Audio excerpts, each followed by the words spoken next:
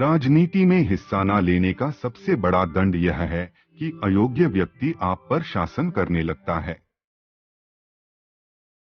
एक विचार को प्रसार की उतनी ही आवश्यकता होती है जितना कि एक पौधे को पानी की आवश्यकता होती है, नहीं तो दोनों मुरझाएंगे और मर जाएंगे। बुद्धि का विकास मानव के अस्तित्व का अंतिम लक्ष्य होना चाहिए। मैं बहुत मुश्किल से इस कारवां को इस स्थिति तक लाया हूं।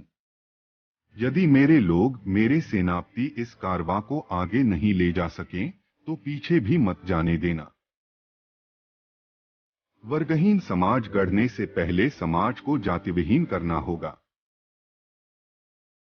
पानी की बूंद जब सागर में मिलती है तो अपनी पहचान खो देती है। इसके विपरीत व्यक्ति समाज में रहता है पर अपनी पहचान नहीं खोता। इंसान का जीवन स्वतंत्र है। वो सिर्फ समाज के विकास के लिए पैदा नहीं हुआ बल्कि स्वयं के विकास के लिए भी पैदा हुआ है। राजनीतिक अत्याचार सामाजिक अत्याचार की तुलना में कुछ भी नहीं है। समाज को बदनाम करने वाले सुधारक सरकार को नकारने वाले राजनेता की तुलना में अधिक अच्छे व्यक्ति हैं।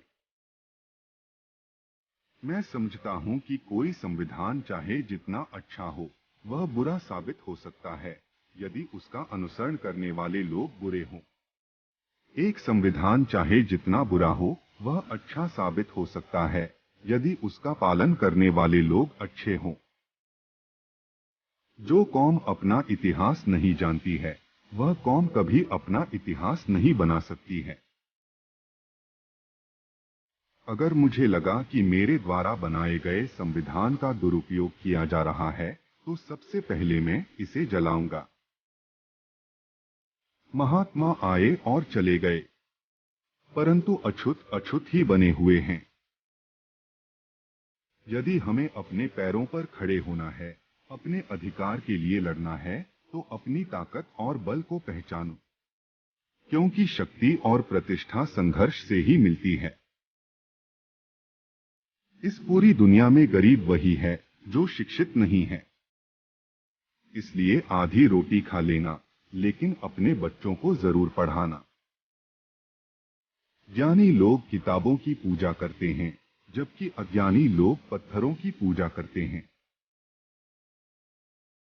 संविधान केवल वकीलों का दस्तावेज नहीं है, बल्कि यह जीवन जीने का एक माध्यम है। एक इतिहासकार सटीक, ईमानदार और निष्पक्ष होना चाहिए। कानून और व्यवस्था राजनीतिक शरीर की दवा है। जब राजनीतिक शरीर बीमार पड़े तो दवा जरूर दी जानी चाहिए। आप स्वाद को बदल सकते हैं, परंतु जहर को अमृत में परिवर्तित नहीं किया जा सकता है। इतिहास गवाह है, जब नैतिकता और अर्थशास्त्र के बीच संघर्ष हुआ है, वहां जीत हमेशा अर्थशास्त्र की होती है। पति पत्नी के बीच का संबंध घनिष्ठ मित्रों के संबंध के समान होना चाहिए।